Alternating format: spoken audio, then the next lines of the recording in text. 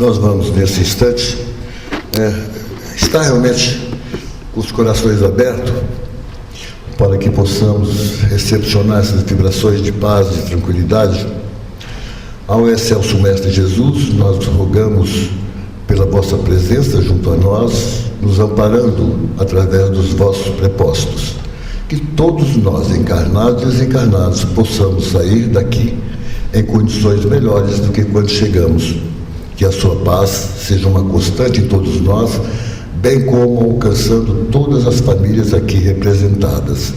É agradecido imensamente por termos esta casa que tem nos acolhido, é que nós rogamos a Ti, Jesus, a toda essa equipe espiritual desta casa, ao patrono Sebastião Marte, e sobretudo rogamos a Deus, que é pela sua misericórdia que aqui estamos, que nos permitam iniciarmos as nossas atividades da noite de hoje. Que assim seja, graças a Deus. Como sempre, nós estamos tendo aqui na última terça-feira do mês a presença do nosso irmão Elvésio, e hoje ele falará sobre um tema que não se esgota para nós, que é obsessão. Estou com a palavra o Elvésio. Muita paz para todos. Sejam bem-vindos, encarnados e desencarnados. Nós registramos a nossa satisfação, a nossa alegria, sobretudo a nossa honra em poder vir a esta casa mensalmente e ter este prazer do diálogo. É um verdadeiro diálogo. O tema que nós escolhemos para hoje, o Dr. Nivaldo acabou de anunciar, obsessão. É um tema genuinamente espírita. É um tema complicado, mudo a palavra, complexo. É um tema complexo, tem uma literatura vasta, o Espiritismo tem, a doutrina espírita tem uma literatura vasta tratando do assunto. Contudo, nós, ao examinarmos esta literatura, temos que ter alguns cuidados. Mas é um tema muito bom. Hoje eu vou ser muito pedagogo. Me respondam, por gentileza, com voz alta, o que eu vou perguntar. Qual a pessoa que melhor me conhece? Faça desse jeitinho, faça a pergunta alta, eu quero ouvir aqui, e aponte para si. Qual a melhor pessoa que me conhece? Por favor, vocês. Não, eu quero que vocês façam a pergunta. Qual a pessoa que melhor me conhece? A resposta? Sou eu. Sou eu. Como é que chama isso aí na doutrina espírita? Qual a faculdade que está respondendo para nós? Sou eu. É um negócio chamado consciência. É aquilo que nós portamos, que carregamos conosco. Isso é interessantíssimo. Nós falamos assim, friamente, nem estamos aquecendo a cabeça para responder, sou eu. Então isso significa o seguinte, que quando no cotidiano eu me encontro com o outro, e o outro está tecendo comentários a meu respeito, e os comentários às vezes não são os mais elegantes, eu tenho que me incomodar? Não, porque se sou honesto, quem é que sabe que eu sou honesto? Sou eu. Se minto, quem é que sabe que sou mentiroso? Sou eu. Ora, se outro está tecendo comentários, eu não tenho que dar a mínima para o comentário. Até para estabelecer uma discussão, não, eu não sou isso aí não. Eu tenho que ficar tranquilo, porque aquilo que o outro está falando, eu já sei o que sou e vou fazer a comparação. Sou ou não sou? Então, se nós nos comportarmos assim, nós evitamos sem dúvida nenhuma, vamos evitar um monte de encrencas nas nossas vidas. Porque se eu me conheço, eu sei das minhas falhas, sei do momento que não estou sendo correto. Não há necessidade de outra pessoa falar a respeito. Isto é sobre, muitos estão imaginando assim, mas por que assim introito? É porque o assunto obsessão é um assunto que, embora seja um tema espírita, seja bastante estudado, ele ainda não é de domínio nosso, não. Nós ainda temos grandes dificuldades. E quando nós começamos a falar sobre consciência, já melhora um pouquinho, porque nós vamos trabalhar num campo que é aquele campo que está propício a estes processos todos.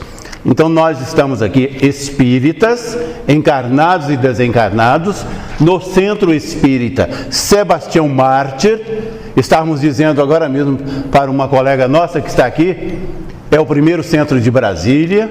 Ele começou a funcionar em 57, em 58, em 20 de janeiro de 58, teve o seu nome registrado, Sebastião Mártir. Então é um centro antigo. E depois daqui saíram aqueles centros que foram, por exemplo, o André Luiz. Os presidentes antigos do André Luiz frequentavam aqui. Comunhão. Os presidentes antigos da Comunhão frequentavam aqui. E eles saíram daqui e foram formando este mundo espírita do Distrito Federal. Então nós estamos encarnados e desencarnados aqui, neste momento, estudando. Atenção, nós estamos estudando. Não há proposta nenhuma na nossa fala de querermos que as pessoas se convençam. É um estudo que vai exigir de cada um de nós o raciocínio, assim como vai exigir a consciência, balançando, equilibrando, harmonizando aquilo que nós estamos estudando. Então, o estudo criterioso da obsessão, que é o que nós estamos fazendo, ele tem como objetivo, vamos botar no plural, ele tem como objetivos, primeiro, o estudo, vou repetir, o estudo criterioso da obsessão tem como objetivo detectar a sua causa, a causa. Não existe obsessão sem causa. Tem que haver uma causa. Então nós estamos estudando e nos apropriando. Para que ocorra uma obsessão, tem que haver uma causa. Este mesmo estudo que nós estamos fazendo, ele tem como objetivo detectar a instalação da obsessão. Não é algo que você estala os dedos e as coisas funcionam. Não. Nós estamos fazendo o estudo para detectarmos a causa e para detectarmos a instalação da obsessão. Estão imaginando que parou por aí? Não. No estudo que nós estamos neste momento fazendo aqui, tem como objetivo, além da causa que nós estamos descobrindo que é necessário, além da instalação, também da manifestação. Então, nós dissemos, é um assunto conhecido? É. O tema é bom? É. Mas é complexo. Este mesmo estudo que nós estamos fazendo, ora, se estamos descobrindo as suas raízes todas, também ele tem como objetivo o tratamento da obsessão. E que deve ser um tratamento cuidadoso. Não pode ser de qualquer maneira. Deve ser iniciado. Deve ser iniciado com seriedade, e o estudo que nos permite esse contato com o processo obsessivo, além no tratamento da seriedade necessária, é preciso que nós encontremos apoio nos postulados da doutrina espírita.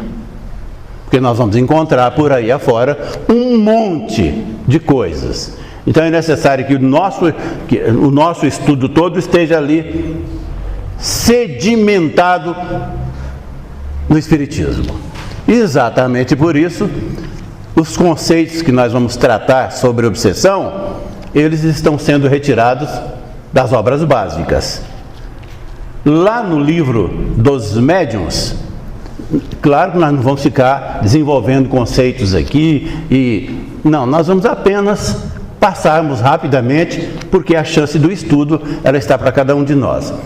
Então, lá no livro dos médiuns, tem um conceito lá, que obsessão é o domínio que algum espírito logra adquirir sobre certa pessoa. Ou seja, é a influência de um espírito sobre o outro. Está lá no livro dos médiuns, é um conceito. No Evangelho tem um conceito também legal. Lá no Evangelho está escrito assim: obsessão é a ação persistente que um espírito mau exerce sobre um indivíduo. Ou seja, é um espírito exercendo uma influência em outro espírito. Só mudam as palavras. No livro dos Espíritos, este assunto ele é tratado de uma forma mais prolongada e nós apenas estamos sugerindo a bibliografia. É na questão 474, com perguntas e respostas de forma didática. Então, os irmãos estão aqui conosco, já responderam uma questão importante, pessoal. Ou seja, quem me conhece melhor, quem conhece a si próprio melhor, é o próprio. Ninguém mais nos conhece. Isso tem razão para que nós fiquemos insistindo neste campo. Porque na primeira pergunta que nós fizemos assim: para que exista uma obsessão, é necessário que nós tenhamos aí uma causa. Gravem isso. Para que se instale uma obsessão, para que se manifeste a obsessão, é necessário que exista uma causa. Aí todos no raciocínio que nós estamos desenvolvendo param e ficam imaginando. Então, tendo isso aí, já está ótimo? Não, ainda não. Além da causa que nós já percebemos, além da instalação e além da manifestação, para que esses fenômenos todos ocorram, é necessário que exista uma comunicação entre o obsessor e o obsidiado. Grave, se não tem, aí muitos também estão imaginando, que comunicação é esta? Essa comunicação chama-se autorização mental. Se o obsidiado tem causa, ou seja, o caminho para a instalação e para a manifestação está todo preparado, mas se não ocorre uma comunicação entre dois espíritos, o obsessor e o obsidiado, e nessa comunicação o obsidiado tem, gravem, por favor, vou insistir nessa palavra, gravem, o obsidiado tem que autorizar mentalmente a interferência do outro. Se não ocorrer a autorização, não tem obsessão. Pode ter a causa? Pode. Mas se não houver a autorização do obsidiado, autorização mental, claro. E muitos estão analisando agora, falando, puxa vida, mas essas coisas são difíceis. Não, é um processo natural. É um processo natural. Nós estamos falando, nós fizemos a leitura aqui de 3 conceitos, todos eles falando da interferência. A obsessão é a interferência de um espírito sobre o outro. Só que para interferir, e para que essa interferência se instale com as cores de uma obsessão, o obsidiado tem que autorizar. Aí nós vamos perguntar para nós mesmos: ora, se eu tenho esse domínio todo deste ensinamento, eu me apropriei, eu estudei esse negócio e sei que tem que autorizar, por que autorizo? Ou seja, a pergunta óbvia: por que existem as obsessões? Por que alguém fica obsidiado? Por que alguém fica, em alguns casos, subjugado por um outro espírito? É uma pergunta natural. Então, não existe processo obsessivo. Não existe processo obsessivo sem o consentimento. Ou seja, não há instalação de obsessão, não há manifestação de obsessão, mesmo existindo a causa. Então, a causa para a existência da obsessão, ela pode existir. Não significa que vai se instalar uma obsessão e que a obsessão vai se manifestar em alguém. É necessário que exista autorização. Então, por si só, a causa não justifica a existência do processo. Nós estamos falando de espíritos, ou de almas, aquilo que as pessoas quiserem utilizar aí como sinônimo. Existe uma faculdade que permite que nós, espíritos, nos comuniquemos um com o outro. Como é que se chama essa faculdade? Mediunidade. É a mediunidade. Muitos estão aqui imaginando: poxa vida, mas eu vim no dia errado, no centro. Porque eu não quero saber de mediunidade, eu não quero estudar mediunidade, eu quero só tomar um passe, eu quero ouvir uma preleção sobre o Evangelho, sobre Jesus, mas não quero ser médium. Mas tem uma faculdade que se chama mediunidade, e essa faculdade é exatamente aquela que permite, nós dissemos há alguns momentos, se não houver uma comunicação do espírito que acha que tem uma causa para instalar uma obsessão no outro, nós dissemos assim: se não houver uma comunicação entre os dois, e essa comunicação significa uma autorização de um deles, não se instala, não tem obsessão. Eu vou fugir um pouquinho aqui do tema, porque esse tema ele é interessantíssimo e às vezes nos permite prolongar bastante. Mas a obsessão, essa faculdade que nos permite a comunicação, às vezes nós estamos imaginando aqui, isso é coisa só de centro espírita. É só quando eu vou lá no centro é que eu sinto. É só quando eu frequento um trabalho no centro, ou uma palestra, e eu tomo passe, aí eu percebo um ambiente diferenciado.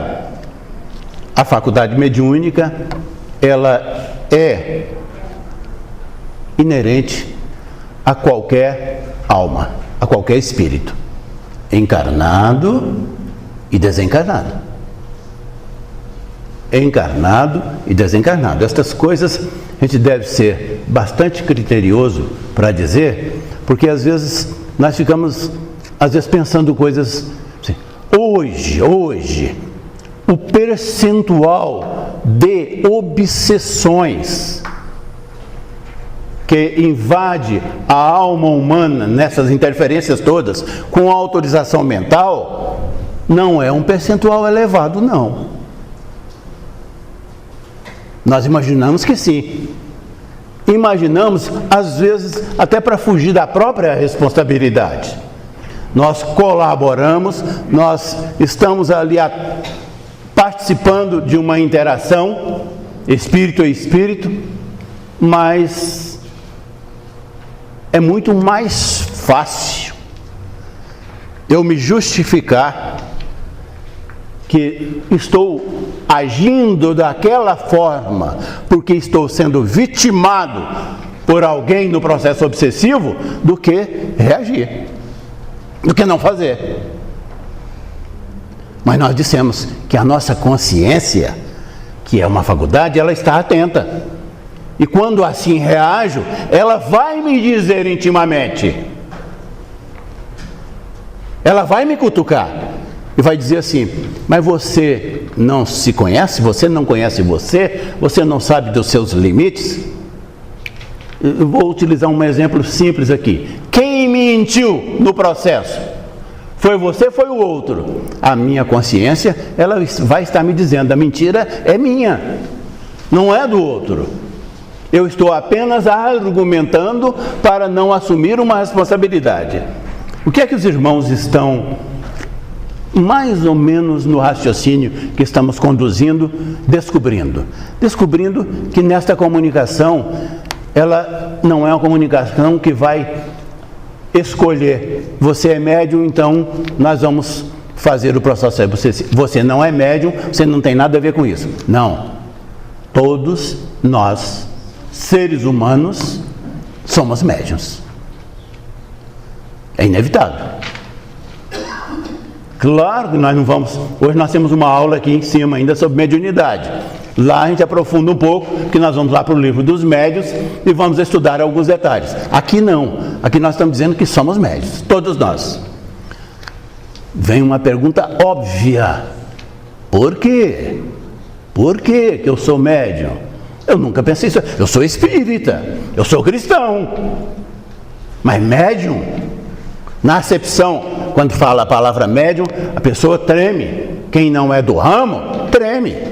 Sim, eu vou me sujeitar a uma comunicação de um outro ser que está morto, que está desencarnado? Isso eu não vou. Não. O problema é o seguinte: nós temos no alto da cabeça, no cérebro físico, uma glândula chamada epífise ou pineal. Estou correndo os riscos sentado ao lado de um médico, e essa não é minha praia. E ainda mais da área dele, não é que é especialista. Nós temos uma glândula epífise ou pineal. Está aqui, ó. No meio da cabeça aqui, ela está colocada, esta glândula. Quando eu estou falando glândula, claro que nós estamos pensando: esta glândula está no corpo físico. Porque se ela está aqui no cérebro, ela está no meu corpo material aqui. É verdade sim. Eu vou exagerar. Esta glândula, ela é o celular das nossas comunicações. Então eu vou pegar este celular, agora estou sentado aqui no Sebastião Mártir. Eu vou pegar este celular, que é esta glândula, e vou teclar lá. Eu já teclei mentalmente Jorge Cauê. É na hora que a minha mensagem vai ser endereçada a ele. Pode ser que num momento ele não possa me atender. Me atender é força de expressão.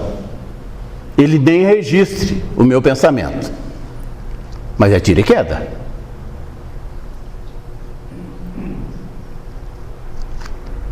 Eu tenho essa glândula que me permite a comunicar. Estou citando o Jorge Cauê porque ele foi da casa há muitos anos, está desencarnado já tem alguns anos. Então é um exemplo bom. Mas pode ser que ele não registre naquele momento e registre depois. E pode ser que nem registre. Mas aí muitos que não são do ramo aqui estão pensando: bem, o Jorge Cauê era espírita, o Elvésio é espírita, era não, é, ele também é, continua. E eles têm essa afinidade, então a comunicação fica mais fácil. Sim, fica mais fácil sim, porque se eu teclo nesse meu celular da minha epífise um nome de alguém que está desencarnado, que não é espírita, ele pode até registrar a minha chamada, mas ele vai fazer uma indagação terrível. Por que é que E tendo noção, o desencarnado tendo noção que já desencarnou, que está numa outra dimensão, mesmo tendo essa noção, mas não conhecendo a mediunidade, ele vai ter um monte de dúvidas. Será por que o fulano está me obsidiando aqui?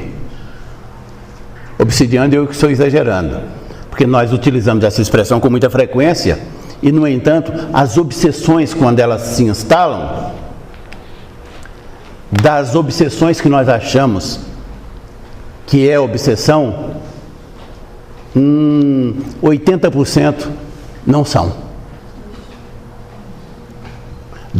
Atenção, das obsessões que nós achamos que elas estão instaladas, que nos afetam,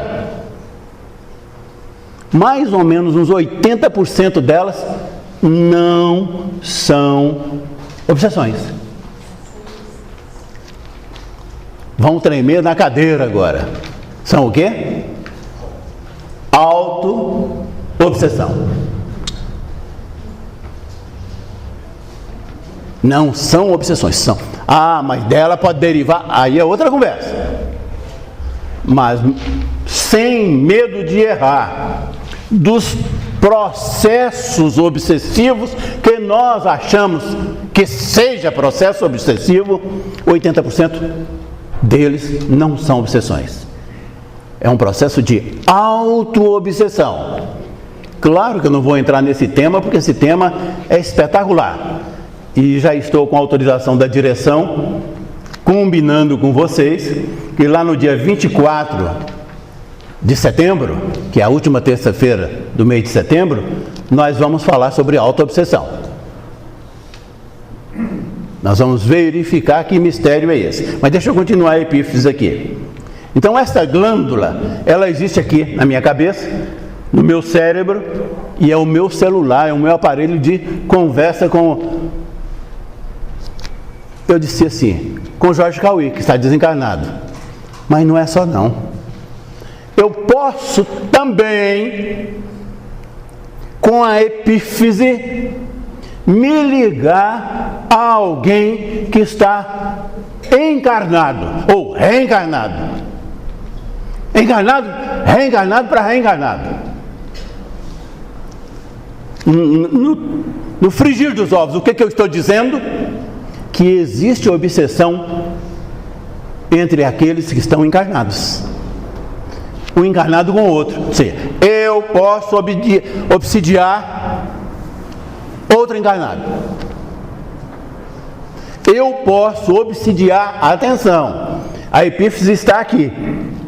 Mas eu posso me comunicar com o desencarnado, que é, de uma maneira geral é o que nós pensamos. Então eu posso obsidiar, estando encarnado, um irmão desencarnado. Um irmão que já morreu. Assim como nós conhecemos que o desencarnado pode obsidiar o encarnado. Então, se nós estamos falando de epífise, e que é uma glândula, e que é este telefone que permite a utilização das comunicações entre os espíritos, muitos estão se perguntando, mas e a epífise do desencarnado? Onde é que ela está? Se ela é a faculdade que permite a comunicação entre dois espíritos. A epífise ou pineal. Onde é que essa epífise está? No perispírito do desencarnado. A epífise está localizada no cérebro do desencarnado, do mesmo jeitinho que está no nosso cérebro. Isto significa um monte de coisas. Uma dessas coisas que pode ocorrer, embora às vezes o nosso entendimento não seja tão favorável a a aceitação dessa ideia, uma obsessão entre um desencarnado e outro desencarnado. Dois espíritos desencarnados e um obsidiando o outro. Porque os dois têm as suas epífises, e porque existe uma causa, e porque um daqueles que está desencarnado, mentalmente, no contato que foi feito inicial, ele autoriza a interferência, muda a palavra, interferência não, a influência de uma outra entidade, de um outro espírito. Então é possível que também ocorra uma obsessão entre um desencarnado com outro desencarnado. Assim como a mais comum, é a que nós conhecemos na doutrina com mais facilidade, que é a interferência do desencarnado no encarnado. É a obsessão que nós estamos falando sobre ela, mais diretamente. Mas também dissemos que o encarnado, ou o espírito que está no corpo, pode obsidiar outro espírito que também está no corpo. Eu posso obsidiar o meu colega, o meu parente, se eu tenho uma causa. E se existe uma autorização mental da minha vítima, vou obsidiá-lo, onde ele estiver. Se estiver desencarnado, também. Ou seja, eu posso estar encarnado e obsidiar alguém que está, um espírito que está desencarnado.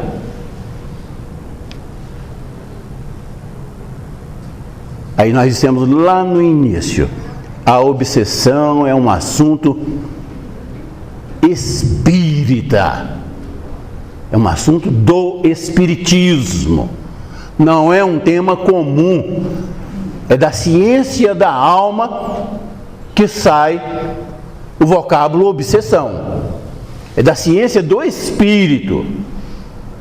A ciência comum, humana, ela ainda está um pouco distante, ela ainda esbarra na existência. Quando nós estamos falando de alma e de espírito aqui, eu estou convicto que todos estão entendendo, porque são do ramo.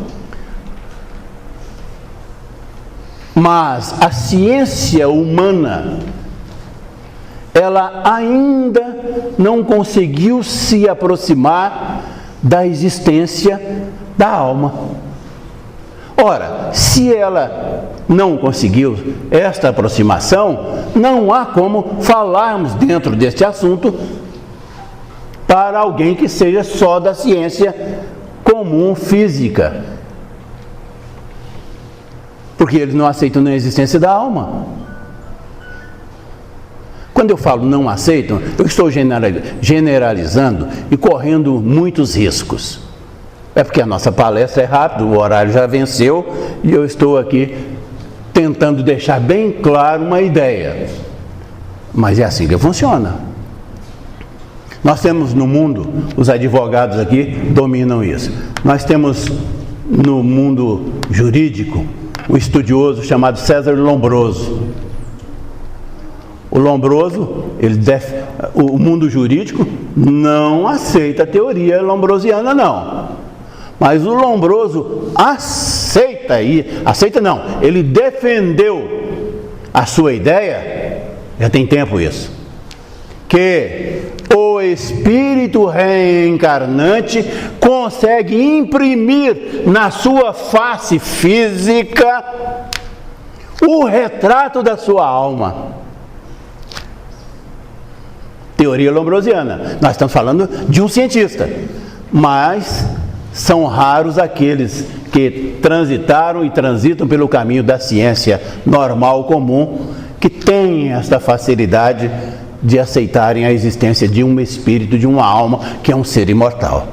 Nós agradecemos a paciência de todos, imaginamos não ter deixado nenhum peso de consciência para incomodar ninguém durante a nossa continuidade de vida, e que Jesus seja a luz que clareie as nossas passadas, os milímetros das nossas passadas na continuidade da nossa experiência e da nossa existência.